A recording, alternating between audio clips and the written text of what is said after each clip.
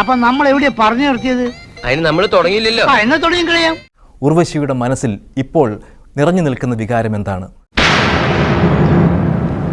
മലയാള സിനിമയിലെ ഇത്രയും നല്ല കഥാപാത്രങ്ങളെ അവതരിപ്പിച്ച ഇത്രയും നല്ല ഒരു നടി പലപ്പോഴും സംസാര വിഷയമാകുന്നത് അല്ലെങ്കിൽ ചർച്ച ചെയ്യപ്പെടുന്നത് കുടുംബജീവിതത്തിൽ സംഭവിച്ച ഒരു ദുരന്തത്തിന്റെ പേരിലാണ്. അത് തന്നെ ഒരു ദുരന്തമല്ലേ ഒരർത്ഥത്തിൽ? കാരണം മറ്റാരെയും ശ്രദ്ധിക്കുന്നതിനേക്കാൾ കൂടുതൽ എൻ്റെ കാര്യങ്ങളിൽ എന്താ ഇത്ര ശ്രദ്ധ എന്ന് എനിക്ക് തോന്നിയിട്ടുണ്ട്. അതല്ല ഉദ്ദേശം. കുടുംബജീവിതം ചർച്ച ചെയ്യപ്പെട്ടപ്പോൾ പൊതുവെ ഉണ്ടായ ഒരു കാഴ്ചപ്പാട്, സമൂഹത്തിനുണ്ടായ കാഴ്ചപ്പാട് എന്താണെന്നാണ് ഉർവശി തന്നെ സ്വയം വിലയിരുത്തിയത്. അതങ്ങനെ ഒരു സിമ്പത്തറ്റിക് ആയിട്ട് അതങ്ങ് പറയുന്നതിനോട് എനിക്ക് താല്പര്യമില്ല. ഞാൻ മനസ്സിലാക്കിയിടത്തോളം ഇപ്പം രേവതി, ഗൗതമി അങ്ങനെയുള്ള സുഹൃത്തുക്കളുടെ ജീവിതത്തിൽ ചില പ്രശ്നങ്ങൾ ഉണ്ടായപ്പോൾ അതിൽ പോലും ഇടപെട്ട് തീർക്കാൻ ശ്രമിച്ച ഉർവശിക്ക് സ്വയം ഇങ്ങനെ ഒരു അവസ്ഥ എങ്ങനെ വന്നു? ചില കാര്യങ്ങൾ കൈവിട്ട് പോകുന്നത് നമുക്ക് മനസ്സിലാക്കാം. പക്ഷേ എന്ത് പ്രതിസന്ധി ഉണ്ടായാലും ഒരാൾക്ക് ഏറ്റവും വലിയ പിന്തുണ കിട്ടേണ്ടത് സ്വന്തം കുടുംബത്തിൽ നിന്നാണ്. എന്തുകൊണ്ടാണ് ഉർവശിയുടെ കുടുംബത്തിൽ നിന്ന് അത് ഉണ്ടാവാതിരുന്നത്?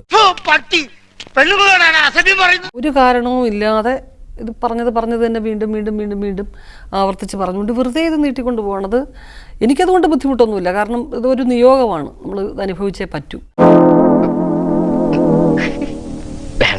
ഞങ്ങൾ മാധ്യമങ്ങൾ പോലും ശ്രമിക്കാറുണ്ട് ഈ കുട്ടിയെ വാർത്തയിൽ നിന്ന് മാറ്റി നിർത്താൻ. പക്ഷേ അതിൽ ഏറ്റവും കൂടുതൽ ഉത്തരവാദിത്വം ഉള്ളത് അമ്മയ്ക്ക് തന്നെയല്ലേ? പക്ഷെ എന്ത് ചെയ്യാൻ പറ്റും? അത് നമ്മൾ കുഞ്ഞിനെയും കൂടെ നിർത്തി, പത്രങ്ങളുടെയും ചാനലുകളുടെയും കുഞ്ഞിനെയും കൂടെ നിർത്തി അതൊരു ആഘോഷമായിട്ട് എടുക്കുന്ന ഒരു അവസ്ഥയിലേക്ക് പോയാൽ എന്താ ചെയ്യുന്നത്? ഇതെന്നെ ഉദ്ദേശിച്ചാണ്, എന്നെ തന്നെ ഉദ്ദേശിച്ചാണ്, എന്നെ മാത്രം ഉദ്ദേശിച്ചാണ്.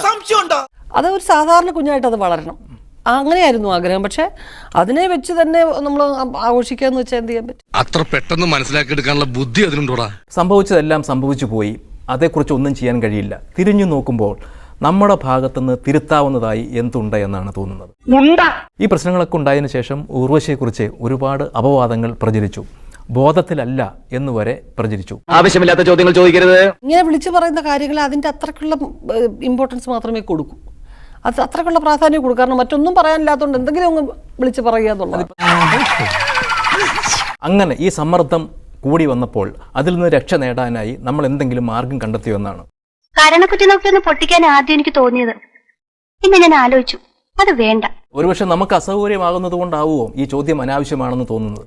ചോദ്യങ്ങൾ എന്ത് വേണമെങ്കിലും ചോദിക്കാം, തീർച്ചയായിട്ടും അതിനൊരു മറുപടി നമ്മുടെ ഭാഗത്തു നിന്നുണ്ടാവും. പക്ഷെ ആ ചോദ്യം ആവശ്യമുള്ളതാണോ എന്നുള്ളൊരു ഒരു സംഗതി ഉണ്ടല്ലോ. ഈ ചോദ്യം ചോദിക്കേണ്ട എത്രയോ പേരുടെ സമയം നഷ്ടപ്പെടുത്തുന്നു. എത്ര കേട്ടുകൊണ്ടിരിക്കുന്ന ആൾക്കാർക്കൊക്കെ അറിവുള്ളവരാണെന്നുള്ളൊരു ബോധം വേണ്ട. ഔചിത്യം എന്ന് പറയുന്നത് മാധ്യമ പ്രവർത്തകർക്കും വേണമെന്നാണ് ഉദ്ദേശിക്കുന്നത്. തീർച്ചയായിട്ടും. കാരണം അത് ആരോട് എപ്പോ എവിടെ എന്തെന്നൊക്കെ ഒരു കണക്കില്ലേ. 100% ഞാൻ യോജിക്കുന്നു. ഒരു കാരണവുമില്ലാതെ നമ്മൾ വെറുതെ ഒരു ചോദ്യം അങ്ങോട്ട് എടുത്തിടുക എന്ന് പറയുന്നത് അസ്ഥാനത്തുള്ള ആ ചോദ്യം അത് അനാവശ്യം തന്നെയാണ്.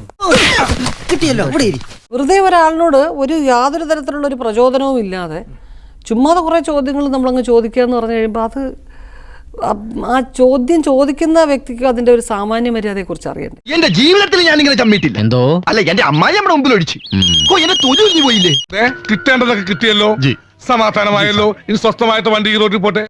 എല്ലാവർക്കും സന്തോഷമായല്ലോ, എനിക്ക് സന്തോഷമായി. എല്ലാവർക്കും പിരിഞ്ഞു പോവാം.